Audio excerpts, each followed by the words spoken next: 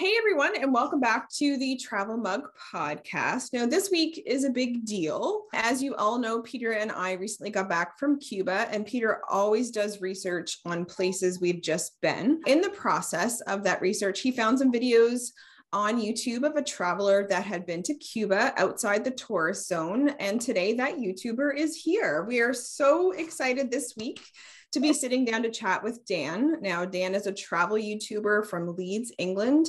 His YouTube channel, love the name, is Where is Dan? It's a fairly new channel, but growing fast. And we are so excited to have him here to chat about his life and travels. So welcome, Dan.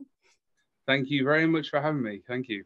Yeah, I appreciate coming on the podcast. It's my first ever one, and I'm very excited to do it. Woohoo! You are our first guest from the UK, I believe. So that's very exciting for us too. Yeah, very exciting for us as well. So our first question has to be though, like, what was the inspiration for you to start a YouTube channel in such a competitive space for views? Like, did you have any inspirations of people you were watching, or was there something someone suggested to you? Like, essentially, what's your origin story for YouTube? The reason I started it in the first place was because obviously I've always liked to travel. And whenever I do travel, I've always gone off the beaten track. And I just like the freedom of traveling. And doing YouTube was a way to have freedom. I didn't have to go to an office and have to answer to anybody. I could just do what I wanted when I wanted. And I also enjoy the creativity of it. And it's my hobby. Traveling is my hobby. So to be able to turn a hobby into a full-time job, even though I don't look at it as a job, that's the reason why it's just really, really enjoyable. Yeah, definitely. And have you had other YouTubers that you've watched before this, or is it just something you're like, I'm going to do this because I want to travel full time?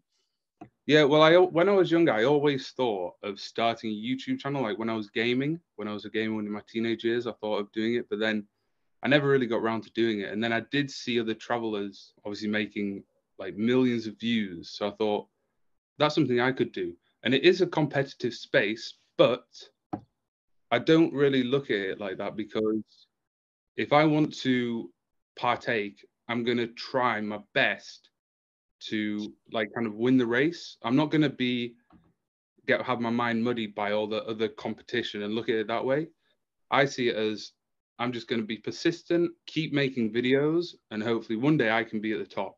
Mm-hmm. Like I say, it'll give me the freedom to not have to go and work in an office or have to sit in traffic. To make a living off my hobby. Yeah. And I think Megan and I, it's kind of the same thing, right? Like with a travel podcast, obviously there's huge travel podcasts out there too. And you do just have to like put your blinders on and like focus on what you're doing and making what you do the best that it can be. Yeah. And I think people are gonna join on board if they like what you're doing and they can see it's authentic. And if you do it for that reason, then people are going to join on and follow the channel. If you're just doing it, like if I decide my channel to make money and just be successful or famous, then I don't think it would work. But because I do it because it's something I genuinely enjoy, and I think people can see that in the videos, and people want to subscribe and people want to follow, and hopefully people are inspired by the videos, then I think that's a good reason. I couldn't agree more. I think authenticity is everything. And I think, Jen and I aren't flashy podcasters, and we don't get all like, in full hair and makeup or anything to do this. We're just ourselves. And I think also that comes through in your videos too, that you're just out there being the extrovert that you are, talking to people, traveling, doing the things you enjoy. And you're right. People will gravitate toward that when it's legitimately authentic. See, there we go. Genuinely authentic. I think that makes a big difference. Yeah, for sure. Yeah. So when you're making your videos, like what do you want people to take away kind of after watching one of your videos? I really want to inspire other people to go out and travel, because when I was younger, I've always traveled, but I remember I got a job in an office, and after 2 days I quit. I was sat in the car in the rain going to Leeds city centre, and I thought, I can't do this. This isn't for me. I've always enjoyed traveling, and I had enough money to buy a house. I was going to settle down in England, But I decided against it. I quit the job and went traveling. The first place I actually went to was South Korea. And then from then on, I've gone on this traveling around the world. And that's kind of the reason why I wanted to start this channel, is because I just want to continue doing it and inspire other people and let them know that if you're not happy in a job that you're working, or you don't want to listen to your bosses telling you to go and write this email, whatever they're telling you to do, you don't have to do that. There's always another option for you out there. Like, if you want to travel and you're like me, you might extroverted, or you want to inspire other people to do it, or you might have an interest in drawing, you could just start a channel where you draw or something, or I don't know, whatever it may be. I just want to inspire other people to live out their dreams and be free. Freedom is the most important thing. Yeah, I could not agree more. And I think that's something that, I mean, the pandemic has changed a lot of things for a lot of people, but I think it's also opened people's minds to different ways to live other than a regular live in the suburbs, drive to an office and work a 9 to 5 and retire at 65 kind of life. Like, there are so many other ways that you can live and that are potentially more fulfilling and amazing and beautiful. So I think it's really important to get that message out there for sure. And I appreciate that you've subscribed to my channel and been watching my videos. Yeah. It's really cool to speak to people in person that have actually watched my videos. Because, you know, I'm just a lad from the north of England. I'm making my videos. And so it's cool that people have actually thought, oh, I like this guy. I like watching his videos. I'm going to subscribe. And then to engage with people is really cool. Yeah, no, definitely. And I think that comes down to you. I mean, you're showing us these places, but you're also the focal point of the videos that you make. And so that a lot of that credit goes to you. So that's why we're here for sure. But I do want to talk about your life leading up to YouTube a little bit. So you're from Leeds, England, like we mentioned earlier. We've never been there. So what was it like growing up there? You're there right now earning some money to get back on the road, right? Yes. Yeah. So growing up in Leeds was very fun. I had a very good childhood. I remember my house, great parents, great family, great friends. Our front door was always open. My era was kind of just before the internet. So I was always out in the woods, playing hide and seek, you know, just having fun like a kid does. But at school, I was very naughty. I was always in detention. I was always in isolation. The teachers were always ringing my parents saying, Dan's in trouble again. I was on report card and I'd have to write down how I'd behaved and show it to my parents and they'd sign it. But they got sick of that. So I just like forged my mum's signature and signed it and then showed the teachers. So I was never really academic. And I kind of that probably is a reason why I started YouTube as well, because it gives me that ability to just do what I want when I want to do it. So growing up in Leeds was really fun. But because I've always been an adventurous person, I've always wanted to kind of not be here and be in other places. And the world is so vast. The universe is so vast. There's so much to see on this little planet that we're on. I want to see as much as possible before I die. The thought of, for me, of sitting in an office, no, it's a nightmare. I could not think anything worse. Could not think anything worse. I think it must be nice as well after the pandemic that people can work from home, because if they get bored with something, they can just go out for a walk in the park. Yeah. And you can work from somewhere else, you know, like we could go spend a couple of months somewhere else. My husband also works from home. And so we have that flexibility. I mean, we don't have children and we don't have those type of impediments that other people might have to working from somewhere else, but it's so nice. Like you said, the freedom, it's just, it can't get much better than that. So I think we should strive for freedom. Yeah. That's one of the main things. That's why, like at the end of my videos, where I always write, why have a 9 to 5, life's too short, is for those reasons. You just, in my opinion, you're wasting your life if you're doing something that you don't want to do, or you're working for somebody you don't want to work to, or saying yes to somebody you don't want to say yes to. You should make your life about you. Be more selfish and do something that you want to do with it. Yeah. So I know you lived in Seoul, Korea for a while. So tell us how you ended up going to Korea and what you did there. So when I was in Leeds, I kind of was just floating around doing different jobs. And I always thought, I want to get out of here. And I saved up enough money when I was younger to go on a big world trip. And the first place I went to was South Korea because my friend Jack was teaching English in Seoul. So he's like, oh, mate, just come and see me. You can stay on my floor for a month. We'll go out drinking. We'll have a fantastic time. And I did no research before I went. I turned up, didn't realize how expensive it was going to be. And I had an absolute blast. It was fantastic.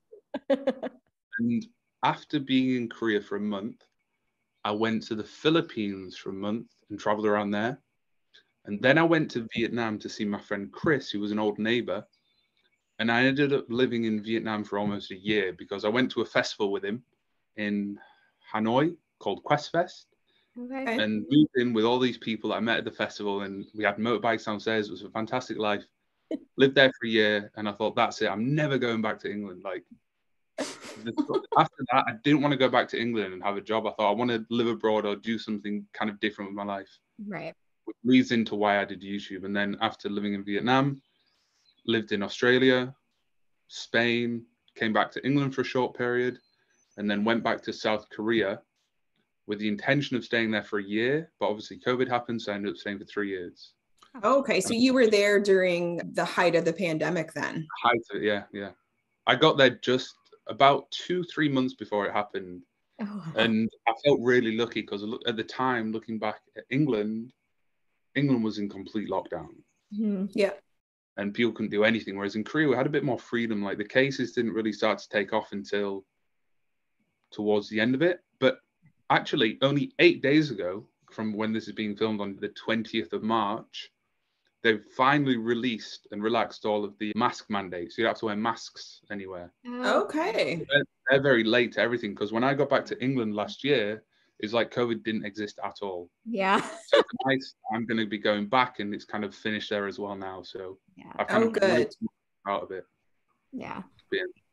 Yeah, no, that's really good. And I think, it's interesting to hear your perspective having spent it there, because Canada too, we were in full lockdown for a long time. And it's been about a year since our mask mandate ended here, almost a year exactly. And it's been nice to sort of get back to whatever normal means now. I do want to talk though languages, because that's also, I think, kudos to you. One of the things that makes your videos so engaging is that you are able to engage with people who live in the places that you go. I can't tell you how many times around my house a week now I say kasamdida. I say it probably 10 times a week. If my husband does something for me, I'm like kasamdida. Anyway. That's awesome. It's a word. It's part of my life now. So obviously you speak English, Spanish, Korean. Are you fluent in any other languages? And talk to us about how you learned these languages. So did you use a program, speak with people? Like, talk to us about these languages.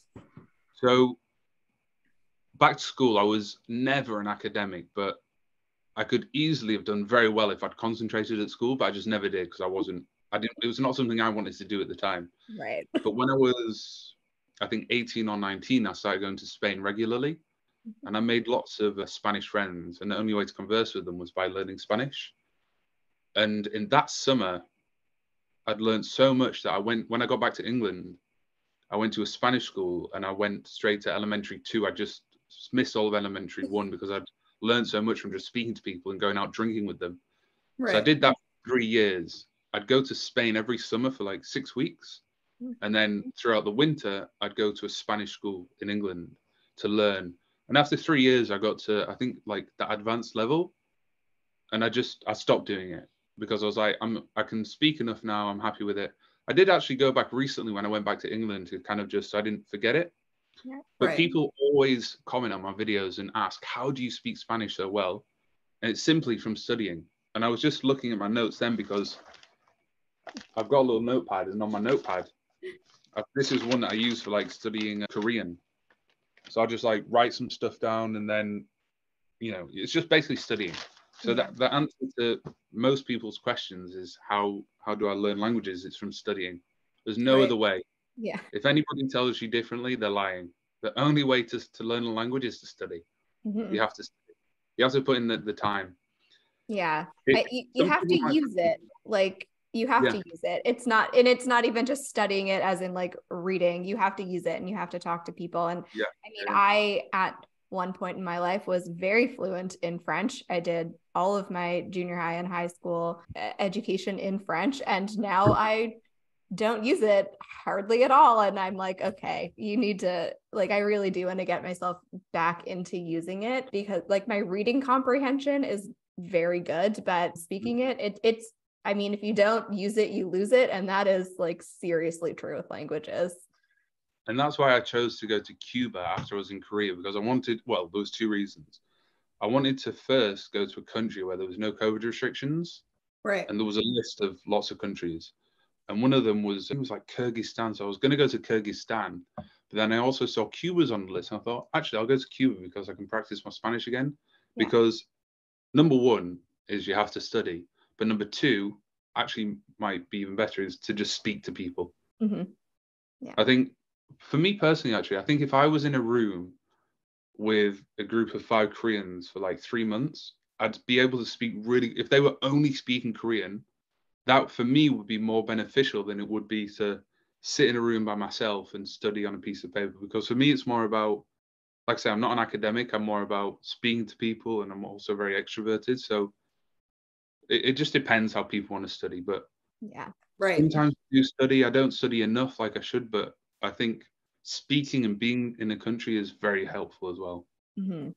Yeah, definitely. And like I said, like it helps so much in the videos, because it allows you to sort of teach us as you're going through these places too about the things and the people that you're learning about, and we get to come along for that, rather than just you by yourself all the time trying to give us tidbits about countries, which is fine as well. We watch videos like that too, but it's always more engaging when you're speaking with the locals. So, you know, thank you as a viewer. Well, thank you for watching. Yeah, no problem. And I'm happy that, it's funny to hear you say that you've been saying Kamsamnida around the house. I have. It has at first, and you say it a lot. So I was just like, so at first I'm like, he says that word a lot. And then it got into my subconscious, and now it is within me. So yeah. I think I say it a lot because as an English person, I'm very polite. Yeah. And I just like to say it to people all the time. Kamsamnida, all the time. Next time you say it, think of me and know that I'm watching, and I'll say it along at home. I'll be saying it in 2 weeks. Right. Yeah. In 2 weeks, I'm flying to South Korea. I can't wait. Excellent. No, that's awesome. Yeah, you'll be hearing it a lot. I will. Canadians are also very polite, so we get it. Yeah, Canadians are the same. How long are you planning to be in South Korea this time? I fly there on the 9th of April. Mm-hmm. And I fly back to England on the 28th of June, so about 2.5 months. Nice. And I've got it planned out. So when people watch my videos, obviously, like when I was in America, I think I did like maybe 10, I don't know, can't remember. I did a lot of videos from America, but I actually got back to England about 6 weeks ago. And all the videos I filmed whilst I was there, I've been uploading in the background because I've been in England earning money to go on my next trip. So when I go to South Korea, I plan on filming about 30 videos. I'm actually going to another place as well, not just only South Korea, but I'll make about 30 videos, come back to England at the end of June, earn money over the summer, and then around October, early November time, that's when I'll need to start filming more videos, because that 30 videos, if I do one a week, it'll run out. Right. And then that's when I'll go to another country, maybe somewhere in Asia, I don't know, South America, no idea. Right. Cool. That's a good plan. I always remember as a kid, my dad saying to me, Dan, if you don't work hard at school, you're going to end up stacking shelves at Sainsbury's, like just working stacking shelves and just having like a minimum wage job.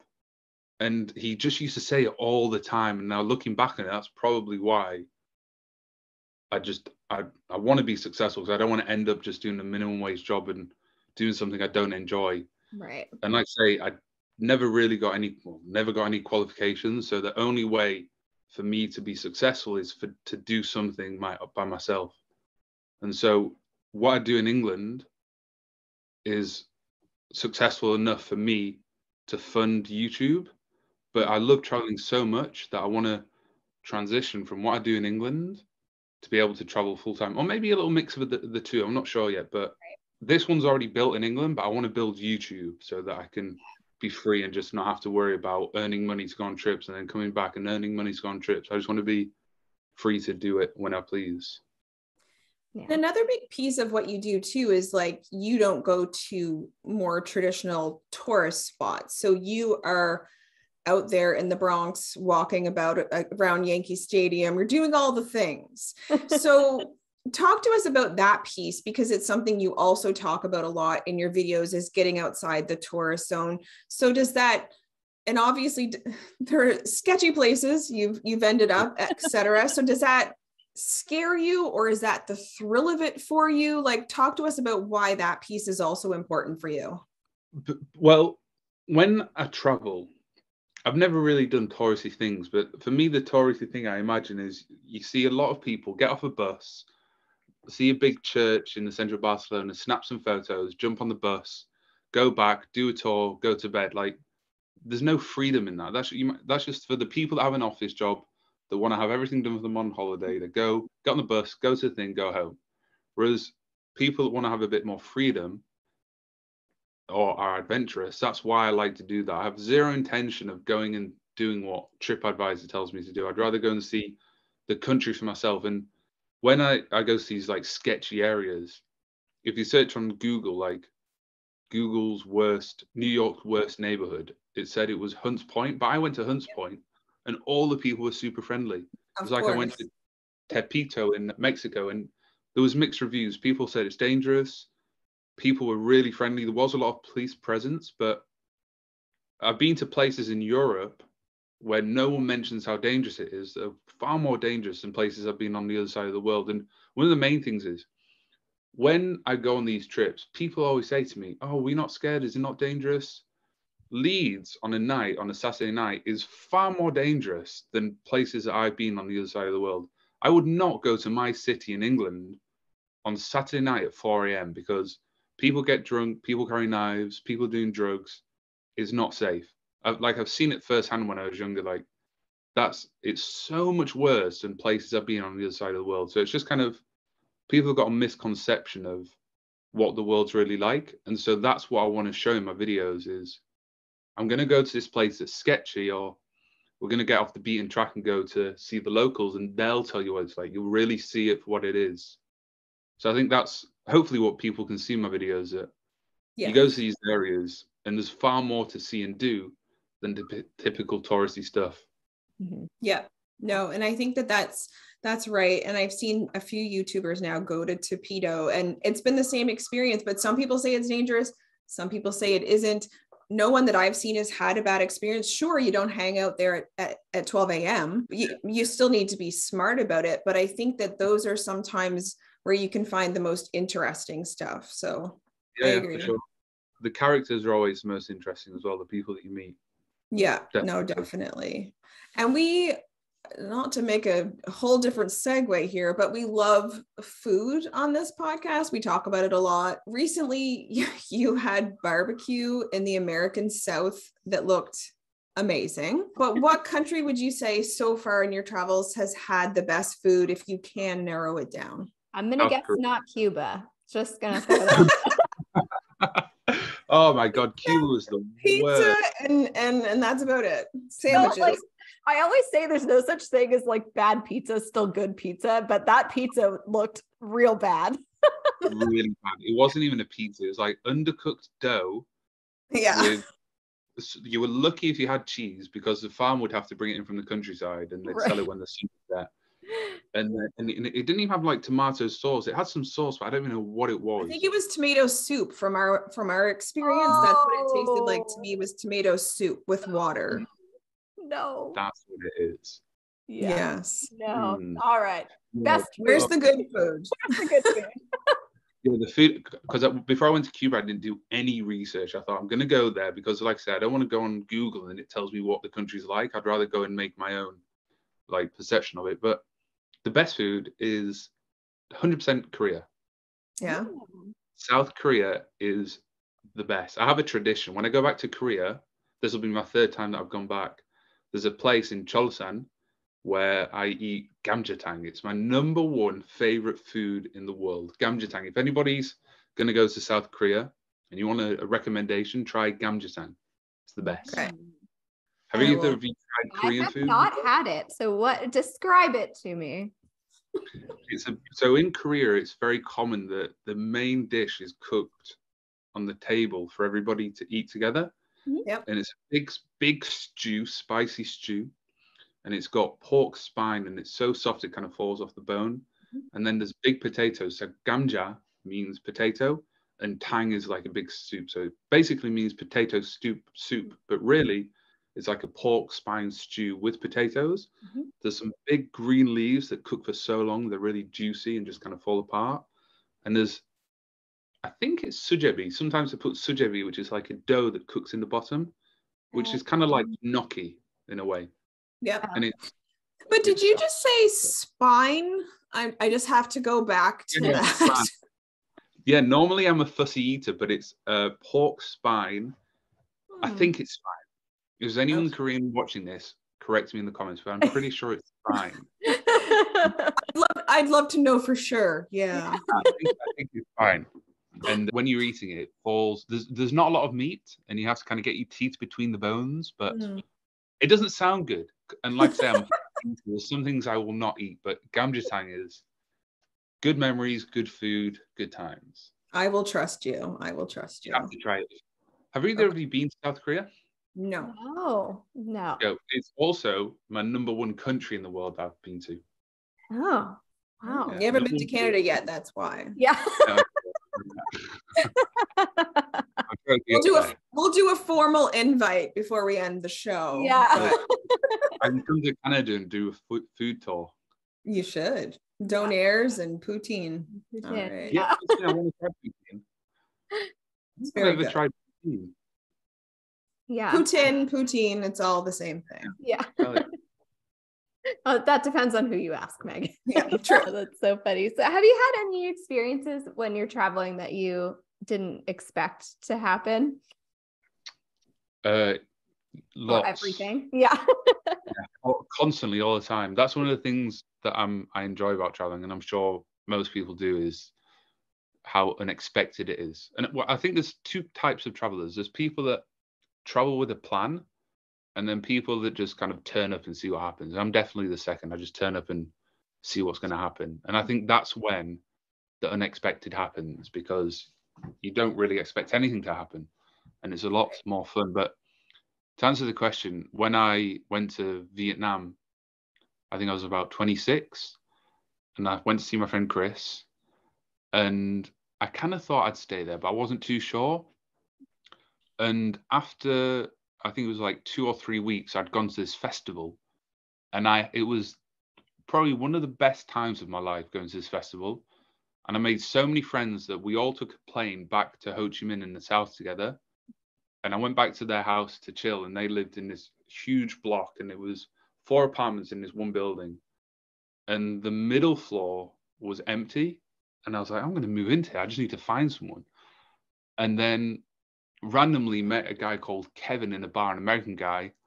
And he's like, yeah, I need to move in with someone. So I was like, move in with me. And I think I met him that night. We ended up moving in together and lived in this building for a year. So didn't expect that to happen. Just turned up at Vietnam, went to a festival, and ended up staying there for a year.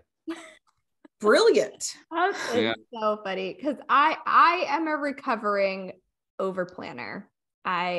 Whoever's been listening to this podcast since the beginning, almost 3 years ago, I was a serious over planner, and now I am recovered, I think. But I like a mostly recovered. I'm getting there. There are relapses, of course. But I think that for me, and it depends on everybody, but for me, it's a good balance between like, here are some things that would be interesting to do that I want to do, or that I want to see, or that I want to eat. Because let's be realistic, there's always a list of food. And then also having open time to kind of discover things and like get recommendations from people too is really important to me, because showing up without a plan for me would cause so much anxiety. And in fact, it keeps me from doing things, because I get like decision paralysis.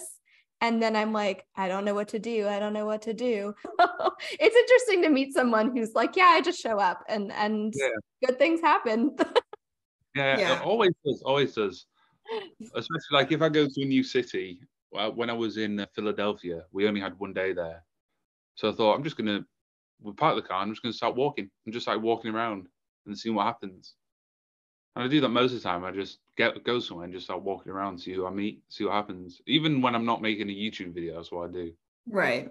So, I think that leads it really well into something else I wanted to ask you about, though. So when it does come to filming, how do you pick what you'll do in your videos? So some of them I'm sure are random, but Peter and I have loved the videos of exploring like the abandoned hotel and the ski resort in Korea. And often at the end of videos, sometimes I guess, you do talk about what viewers can expect to sort of see in your next video. So how do you sort of go about planning or finding those kinds of places? Is that just from locals or? So in regards to like video ideas, I do write things down of like what I think would be a good idea. Like for my upcoming trip to Korea, I've had to plan it I've planned it meticulously in the way that I know what I want to do. But like day by day, I've got no idea. I'm just going to write it. I'm going to do this video, but what's going to happen? I've got no idea. Right. Because I need to maximize my time whilst I'm there. So in regards to like what videos I'm going to do, I've got 2 series planned, which is going to last me hopefully, well, it will 30 videos. Mm-hmm. But what's going to happen in those videos, I've got no idea. I know where I'm going to go and kind of what the theme is, but particularly, I'm not sure. But like past stuff with the Korean stuff, with the abandoned hotel, somebody on Instagram I'd seen had been there, and somebody said, "Oh, you should go there and make a video." So I was like, "Hell yeah, that's right up my street." And this was just before I left Korea last time. I went with my friend Rafi, and is something he fancied doing. So we went along, and that was a really cool experience. And also with the abandoned ski resort, I had a friend Bar, a Dutch guy who makes videos in Korea, and we did 2 videos. We went to a dam, which is close to North Korea, and then we went to the ski resort. And that's kind of, so before I went, I planned like, all right, what can I do whilst I'm out there? I'll do these 2 things. And it's just like, seen it on Instagram or somebody had told me. Gotcha. I loved it. I loved too scavenging for like North Korean garbage. I'm like, I've never seen anyone do this before. Cool. I've still got it in my house. I've got a little beer wrapper, because that was actually I think it's the second or third video on my channel that I uploaded. I went with Bar to an island called Yeongpyeongdo, which if you look at it geographically, it looks like it's part of North Korea. But after the Korean War ended in the 1950s, the UN gave it to South Korea. Okay. So you can take a boat there.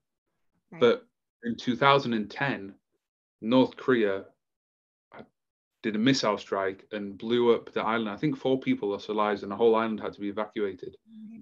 So even though there's a truce of the war, this island was the place that was the most recent attack. You see it in the media all the time that there's lots of tension between the 2 countries. I thought that would be a very interesting place to go and see, like how the people feel about it. And most people didn't care. I'd say something to them about North Korea. There was one guy who was just cycling on his bike through the alleyways, and he had a radio, and he was listening to North Korea on his radio because they're that close. We met another guy whose house had been hit by a missile, and he's there sharing the story, saying a missile here exploded these 4 houses. You go down the street, you can look at where there's still some shrapnel, and he's telling us his family's history about how they all got evacuated and all the men had to stay on the island, all the military came over and all the electricians were working. And then we got a private tour to one of the underground bunkers, and that was actually one of my favorite. Personally, that's my favorite video on my channel. Right. Is the one of us exploring this island in North Korea. So if anybody's watching this and you haven't seen that video, go on my channel. It's something to do with, it's called like Getting Too Close to North Korea or Exploring an Island Close to North Korea, something like that. It's like my second one. You'll see it if you search my channel. Yeah, I'll link it too. I'll link it too, so people can just click on it. But yeah, that's wild. It is. Yeah. And actually, when I go back to Korea, there's another island that's even closer, and I think it's like 1 kilometer away, and you can see it across the shore. And on one of the beaches, the small beaches, there's a sign where it's, if North Koreans have fled and they land on this beach, they press the button, the military come and pick them up and take them to safety. Whoa. And it's that close. Wow. Wow. Well, I can't wait to see that video then. Crazy. Yeah. But yeah, I found some really cool stuff. I actually found a military watch from one of the soldiers. My favorite watch that I wear all the time. It's in the other room on the beach. That's wild. Good time. Yeah, indeed. Yeah. So a lot of people don't realize how much work it literally takes to make a YouTube video. It's a lot of work. I fancied myself a travel YouTuber for a hot minute and made like 4 videos and went, wow, this is a lot. So, kind of talk us through a little bit about your editing process. How long does that typically take you? So I'll film a video probably in a day, and to edit it, if I sit down and edit it non-stop, it'd probably take me, depending on the length, about 6 or 7 hours. Wow. But because I'm back in England and I've got other things to do, I don't have time to focus on it too much. Right.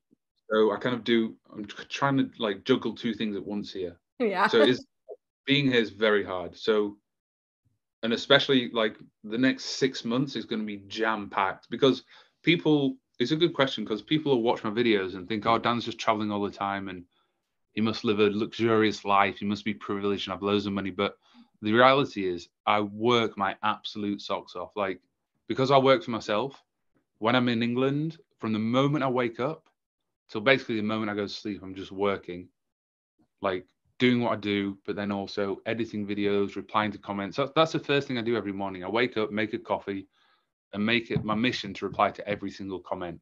Mm-hmm.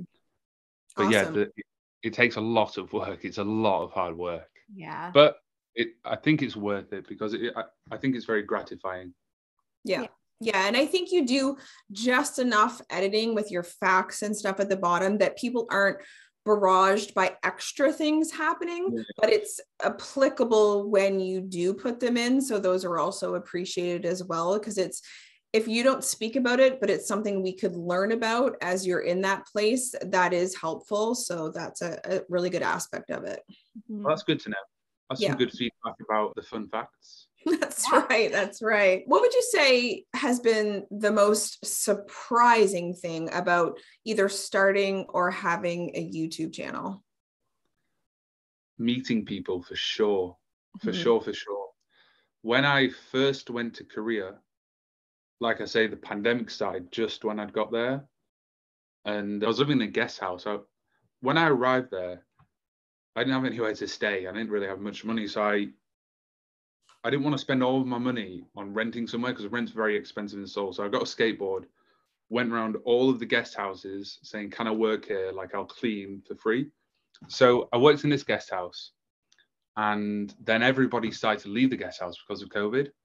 But people were still coming to Korea because they wanted, like, they were working on student visas or tourist visas, and they were like, I just want to come here anyway, regardless of having to quarantine. Right. And lots of people were watching my videos.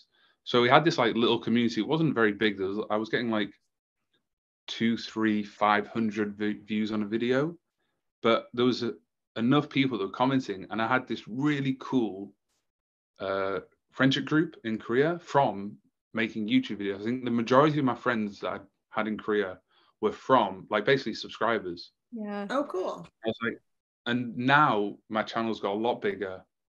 I constantly get messages from people saying, hey mate, you're in my neighborhood, do you want to hang out? Or if you want to come to India and meet me, I'll put you up for the night. Or if you're in Finland, come stay with me. Like, people all over the world. So it's like building this little community, which is really cool. Yeah, that's awesome. I love that. So I don't know if we've mentioned that here, but you have a goal of getting to 100K YouTube subscribers by the end of the year. So tell us about that and your big goals for the channel. So I want to do it in steps. So I've kind of got a 6-month plan, like a life plan, by October. by October, I want to, like, when all my Korean videos are finished, I want to have at least 20,000 subscribers and have enough money saved in the bank that I can kind of just be free for a year or so. Nice. But by the time I get to that many subscribers, it kind of grows. Like at the start, it's very, very slow, and then it'll start to increase quite rapidly. So when I get to 20,000, the next step is 100,000. And I want to do it in this year because by 2024, that's when I want to transition from having to come back and rely on leads to earn a living to being able to be free and just work from anywhere. And I think once I get to 100,000 subscribers, that's kind of just like a target that I've set in my mind, like a goal to reach. Right. Instead of like saying, oh, let's get to 10,000 or let's get to 1 million. Just, I don't want to say it's nice and easy, but it's attainable. It's something I can foresee, 100,000. And then from there, the next goal would be 600,000. And then just keep going from there, like keep aiming and moving forward from there. So yeah. Awesome. Well, I mean, and it's funny, every time we go each week when we watch a video, my husband's like, how many subscribers are there now? So like, we're all watching them tick up with you. So. Oh yeah. I really appreciate the thought. That's so kind. No, it's enjoyable. So now looking forward, obviously you mentioned trip you have coming up for the, till June. And then you said you don't really know where else after that, but do you have any places that are sort of travel destinations, in the future you want to go? And also part B, there was a point where you said you wanted to cycle from Scotland to Africa. So are you still planning to do this? Yeah, so that was in my first video when I went to the barber. I was in Germany for Christmas. I went back to Korea and I had to quarantine for 10 days. And when I got out of quarantine, I went to the barbers. And at the end of that video, that's when I said, kind of as for people that watch the full videos, to show like what I want to do, like the potential of the channel and my aspirations and stuff. So that's definitely something I want to do, because when I lived in Seoul, when I first arrived there, I cycled from Seoul to Busan by myself, which is 600 kilometers. And I think I did it over 5 days and it was fantastic. And then kind of after the pandemic, I did it again. We did it for a charity, but there was, I think, 22 people altogether, and we did it in a big group. So, and when I lived in Vietnam, I think it was after the festival, I bought a motorbike and I drove from Ho Chi Minh to Hanoi over like 5 weeks, just going to all these little villages and towns and visiting caves and beaches and everything. So I've always been really adventurous. So that's definitely like on my bucket list of something to do, because I don't know if you've seen the TV show called Long Way Round or Long Way Down. No. With, do you know Ewan McGregor from Star Wars and Moulin Rouge? He did it with a guy called Charlie Borman. They got big motorbikes. And the first time they did it, I think they went from London to New York around the world. Okay. And then the second time they did it, they went from like Scotland to South Africa. Okay. On the motorbike. So, and because I was in Morocco recently, I thought that'd be not easy, but kind of cool to go down England, because most people never really travel their own countries. They always go to other countries to travel those. Yeah. So I thought that's a great opportunity to travel my own country, go through France, which is expensive, so I've not really been there. So it'd be cool to like travel through France and camp, go through Spain, I speak the language, and then go through Morocco. So it sounds like a cool trip. So definitely in the future. Definitely. Well, before we sign off today, which we'll do in just a second, I do want to, of course, formally invite you to the beautiful country of Canada. Hell yeah.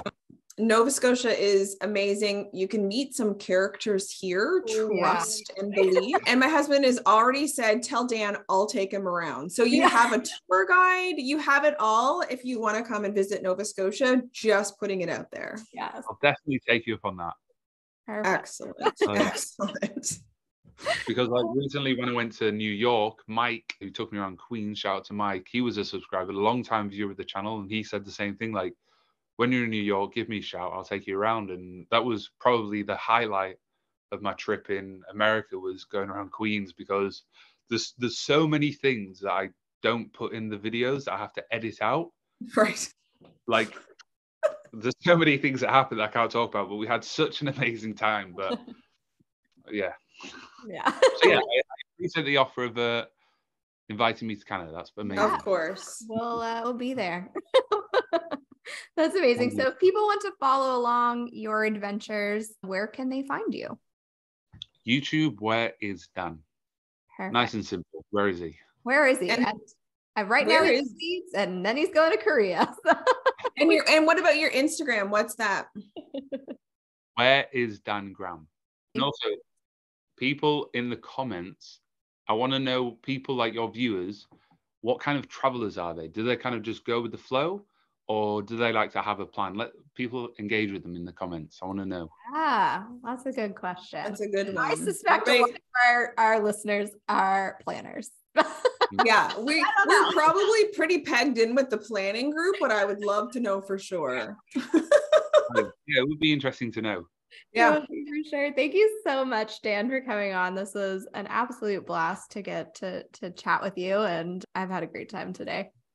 Me too. Thank you. I look forward to seeing it on YouTube. Yes, for sure. Definitely. So as for us, you can find us on Facebook and Instagram at Travel Mug Podcast. You can also find us on YouTube and all of the podcast players that you can imagine. We are there. And on our website, travelmugpodcast.com. You can support the show by buying us a coffee or sharing the show with a travel loving pal. And we also have a contest going on right now for some free merch. So all you have to do is leave us a review on Apple Podcasts or Spotify, screenshot it and DM it to us on Instagram or Facebook, and we will enter you in for that. The draw is at the end of April, and we will chat with you all again soon. Thank you so much. Bye, everyone. Bye. Thank you.